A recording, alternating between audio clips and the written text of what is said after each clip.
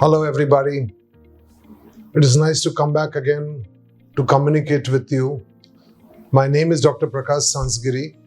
I'm a cardiologist who has been associated with Lilavati Hospital since its inception.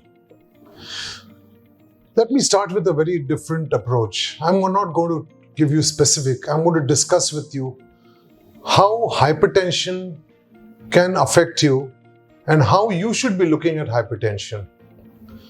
I come from an era, right from 1972, when hypertension was being treated by some drugs only. There were drugs like Adelphin, Serpacil, and hydrochlorothiazide. I'm sure the older generation will recollect these drugs. And thereafter, more drugs came in. And today we have a plethora of drugs. Now, why did we require newer drugs? For two reasons. Because the older drugs could not control the blood pressure adequately and they had side effects. So because of that, many people could not tolerate the drugs. Therefore, newer drugs came in. So why should you get the blood pressure under total control? You'll ask me this question. It's because high blood pressure, if persistent and if rising, causes what is called end organ damage. When I talk about end organ damage, it means that all the vital organs of the heart, all the vital organs of the body, that is the heart, the brain, the kidneys, they get damaged because of the high pressure which is persistently there. So we need to control the blood pressure so that these organs don't get damaged, so that you don't get cardiac disease like heart failure, you don't get kidney failure, and you don't get a stroke. So we want to prevent that, and that's why we need a good control of blood pressure. And when we talk about good control of blood pressure, it is not only when you go to the doctor that you get the good control on the paper. It should have a 24-hour BP control. And for that you need drugs which are going to work for a long period of time. They're going to work for 24 hours so that your blood pressure remains steady throughout the day.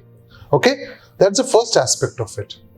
The second aspect of it is what happens when you get side effects. Many times, the side effects of the drug prompt the patient to stop the therapy. And when you stop the therapy, the blood pressure shoots up. So we require a situation where you get good drugs which work for 24 hours and also don't have side effects. That's the first aspect of it. But how will you know that the drugs are working for 24 hours? Yes, you go to your doctor. He will check your pressure. How frequently? You're not going to go there frequently. So the another way is what is called home BP monitoring. There are multiple electronic machines available in the market, and you should measure the blood pressure by yourself at home. And with those readings, go to your doctor. Tell him, oh, this is my blood pressure when I get up in the morning, and this is my blood pressure when I go to sleep. So he knows what is happening to your blood pressure. Are there any fluctuations? And he can titrate the doses of the drugs depending upon that. That's the second way of doing it. The third is what is called ambulatory BP monitoring, where they attach a machine in the hospital and send you home. Because many a times when you go to the doctor, there is apprehension and you get what is called white coat hypertension. The BP shoots up. That may not be the true reflection of your blood pressure. So when you do an ambulatory BP monitoring or home BP monitoring, you get what is called a true measure of your blood pressure. Ambulatory BP monitoring records your pressure over 24 hours and the doctor can chart it and give it to you and tell you that this is your medicines and that is the ideal way to treat you. Let's get a few concepts clear. All right? The fear is that will blood pressure medicine give side effects?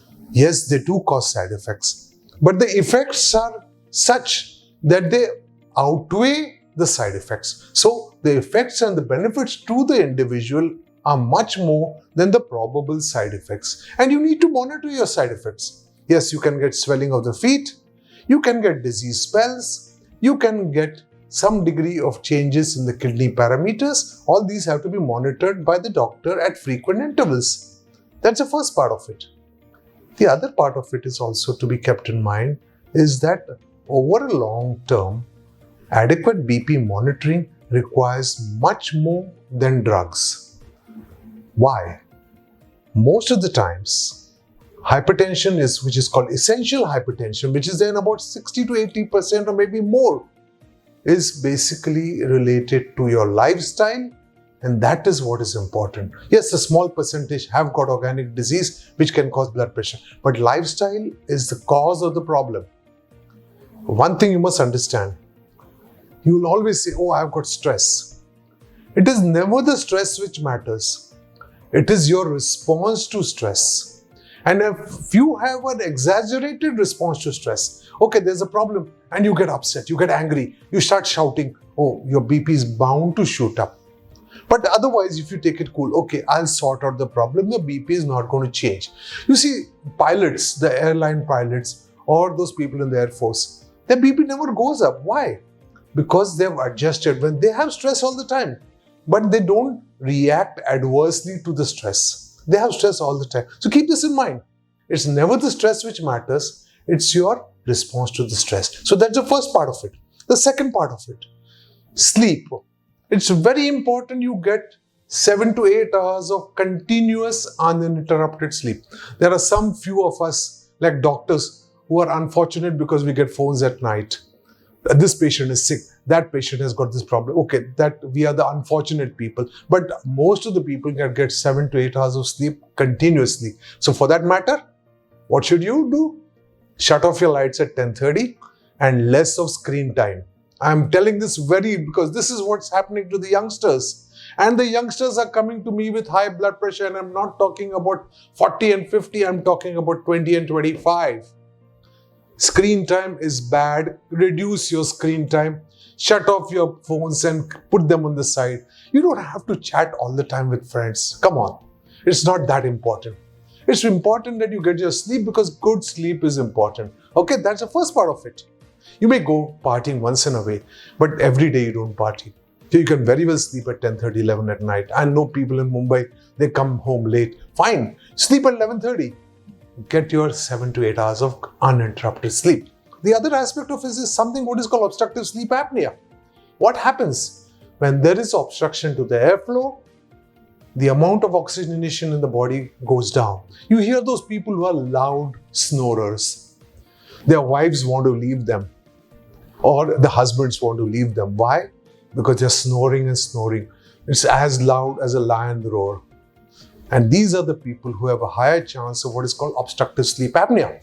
And obstructive sleep apnea is very dangerous. Increases your blood pressure, increases your sugar, can cause strokes, can cause heart attacks, can cause sudden cardiac death. So if you or your spouse has got loud snoring, and this is very much more common in the obese people, alright? The obese people have a very high tendency to obstructive sleep apnea. Please get yourself investigated for that because it's treatable. Again, a part of lifestyle.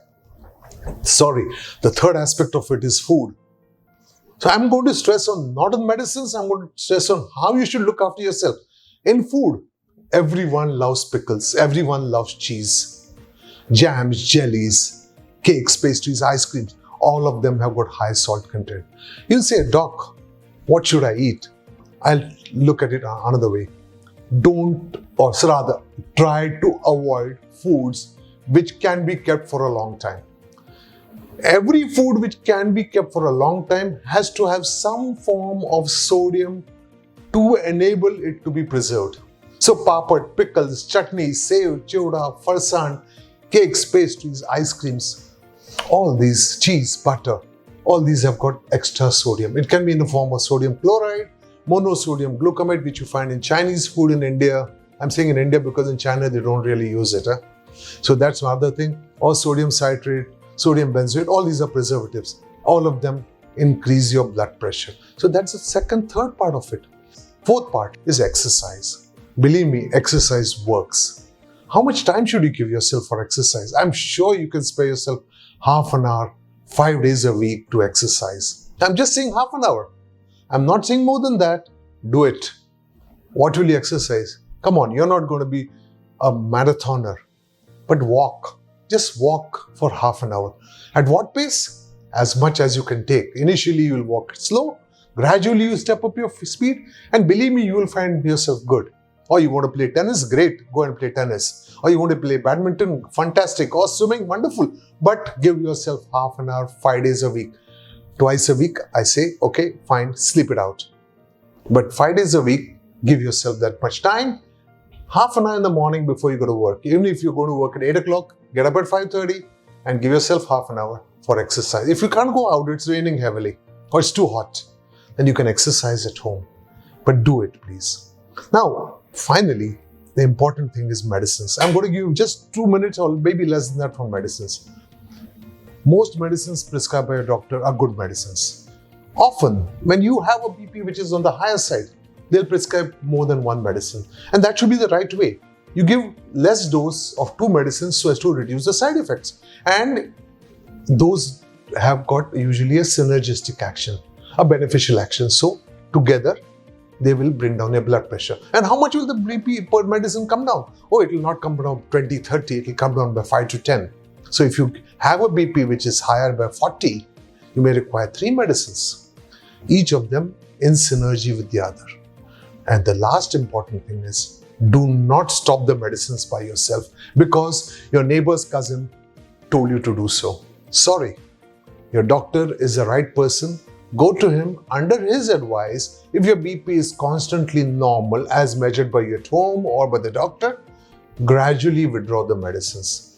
Abruptly stopping can have what is called a rebound phenomena, which can be catastrophic. Okay? I can see that this is all the time I'm going to get to talk to you. Thank you very much.